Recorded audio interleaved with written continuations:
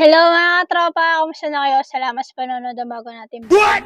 So yung vlog natin mga tropa, ituturo ko sa inyo ngayon ay 4 na Excel formula na alam mo pero hindi mo alam na pwedeng i-combine sa ibang formula. Ano sasabi niya?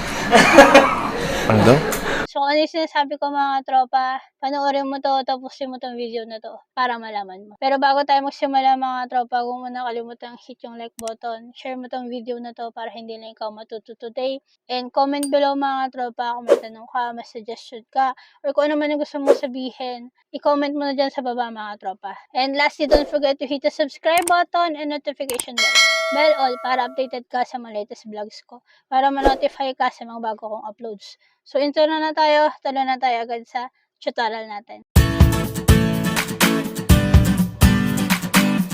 Yung una kong ituturo sa inyo is yung text split function. So yung text split mga tropa, alam na natin na pinaghihiwala yun na yung text natin sa magkakaibang column. Okay? So ngayon mga tropa, ituturo ko sa inyo ngayon is equals text split. Split text into rows or columns using delimiters. Okay? So yung text natin is ito mga tropa. Then yung column delimiter is ano ba yung delimiter dito sa formula na to, ay dito sa text na to. So yung delimiter dito sa text na to is spaces. So quotation, space, quotation, yan yung delimiter natin. Then ignore if empty, then match mode and path width is optional.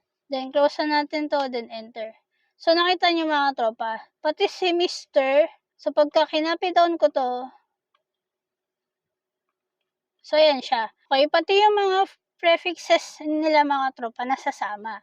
So, paano natin mako-correct yung text split function natin? Okay? So, ngayon mga tropa, dagdagan natin ngayon yung delimiter natin. Okay? So, paano madagdagan yung delimiter natin? Kailangan natin siyang ipasok sa curly bracket. So, curly bracket, yan yung sinasabi kong curly bracket. Then, ito yung space, as is natin yan, comma, then another quotation, para sa Mr., then space, quotation, then comma, para sa naman sa Mrs., then MRS dot space, quotation, then meron tayong Miss, comma, quotation, MS dot space, quotation. Then, i-close na natin yung delimiter natin ng another curly bracket. Yan, mga katropa. I-try muna natin to mga tropa. Yan. Then, close na natin to. So, ayan siya mga tropa. Okay? So, ngayon, dahil may space dito mga tropa, kailangan natin i-continue yung formula natin. Then, comma.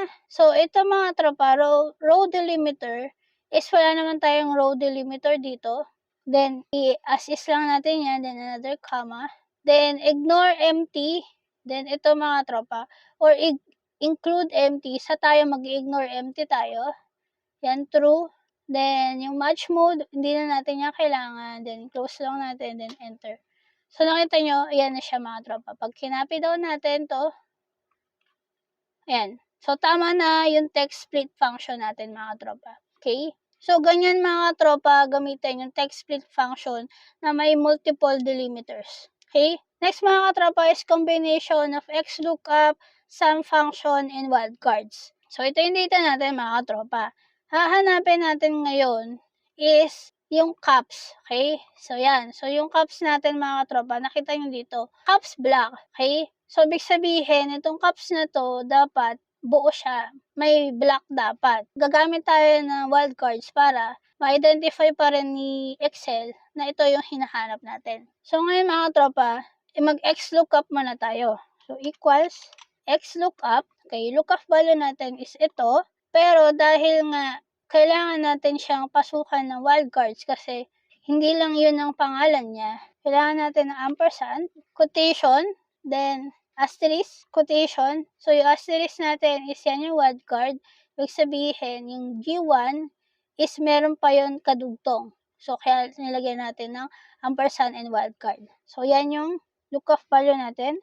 Then, yung lookup array natin is kung nasan yung lookup value. Which is ito yon mga katropa. Then, return array natin mga katropa is alin dito sa data na to, yung return array natin. Okay? So, yung next syntax is optional, then close lang natin to, then enter. Okay? Ngayon mga tropa, bakit nag-NA? Okay? Kasi mga tropa, may wildcard nga tayo dito. So, kailangan yung susunod nating syntax mga tropa, kahit optional lang yan, kailangan i-continue natin yung formula natin. So, if not found, i-assist lang natin yan. Then, sumunod is match mode mga tropa. Dito sa match mode is, ito ang pipiliin natin. Wildcard character match. So, pipindutin natin yung 2 para yun yung mapili natin. Then, yung search mode is, yan, wala naman tayong kailangan dyan. So, i-close lang natin to. Then, enter. So, nakita niyo mga tropa, binigay niya lahat ng data ng nasa caps block. Okay? So, ngayon, kung papalitan ko to, dynamic yan. Okay? Makikita mo pa din lahat ng data. So, ngayon, kailangan natin, ang gusto natin mangyari is masum niya. So, balik tayo sa formula. Pasukan lang natin ang sum function. Then, close. Then, enter. So, ayan na siya. Pagka tinotal ko to, alt equals, makikita nyo siya dito. Ayan. Nagtatali siya dyan. Okay? So, ganyan pag i-combine yung sum function, xlookup function with wildcards. Okay? So, next ko ituturo is index and match function with ampersand. Paano gawin yung mga tropa? Ito. So, ang hahanapin natin mga tropa is tatlong condition. So, kailangan niya mahanap yung Cavite na magic mag sa month ng June. Okay? So, yun yung gusto natin maging result. So, equals. So, ito yung data natin mga tropa, di ba?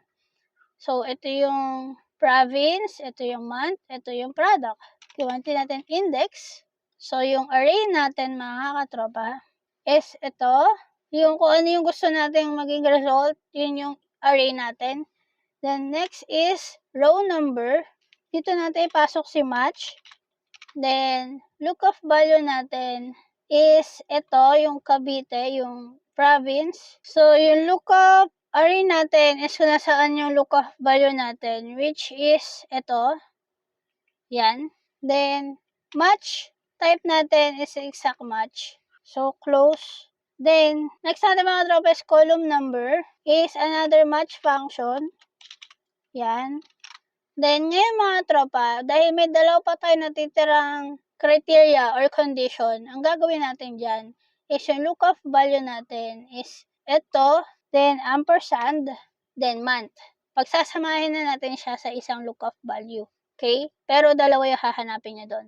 Kaya may ampersand. Then, lookup array natin mga tropa. So, ang una natin is product, which is ito. Then, ampersand. Then, yung month, which is ito. Okay? Then, exact match, 0, then close. Yung match function, then close na natin yung index, then enter. So, nakita nyo mga tropa, ito siya. Pag binalitan ko to, ginawa kong Bulacan, ayan siya. Then, buwan ng July, ayan siya mga tropa. Dynamic siya. Okay? So, ganyan gamitin yung combination ng index, match, and ampersand. Okay? Then, last mga katropa is sum function with filter function. So, ngayon mga tropa, ang gagawin natin is, if kailangan natin yung sales value ng cups na nasa Luzon. Okay? Sa pamamagitan ng sum function and filter function. So, gamit muna tayo ng isang filter. So, filter function. Then, yung array natin is yung data natin. Yan. Control-Shift down. Then, i-include natin is itong product. Control-Shift down is equal to dito sa product. Then, if empty, then close lang natin yan, then enter. So, nakita niyo mga tropa, lahat ng cups ibinigay niya. So, ngayon mga tropa, pwede natin gawin, para hindi na natin makita tong cups, ang gawin natin dito ay yung array natin, mag-start na lang tayo sa B. Para hindi na natin makita yung cups, kasi ito na nga siya. Okay, then enter natin. So, nakita nyo, sales na lang ang na lumalabas. Okay? Ngayon mga tropa, so kailangan naman natin is yung Luzon lang. So, kailangan natin ulit siyang pasukan ng isa pang filter function. So, bali dalawang filter yung gagawin natin. So, filter, then ito na yung array natin. Then, yung include naman natin, mga katropa, is, ito is equal to dito. Yan. Then, exact match, close, enter. So, nakita nyo, isa na lang yung binibigay niya sa ating result, which is ito na lang. Kasi yun yung naka-filter na zone. Then, last na gagawin natin, mga katropa, is isa-sum natin lahat ng to. So, papasukan lang natin dito sa unahan ng sum function, parenthesis, then dito sa dulo, parenthesis, then saka natin i-enter. Ayan siya, mga tropa. So, 2 filter function, then 1 sum function, lahat yon sama-sama para makuha nyo yung resulta. Okay? So, sana may natutunan ka, at kung may natutunan ka, huwag mo nang kalimutang hit yung like button. Share mo tong video na to para hindi lang ikaw matuto today.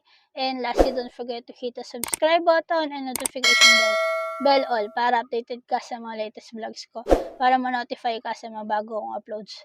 So, see you in my next vlog. Always stay positive. Always enjoy life because life is short. Bye!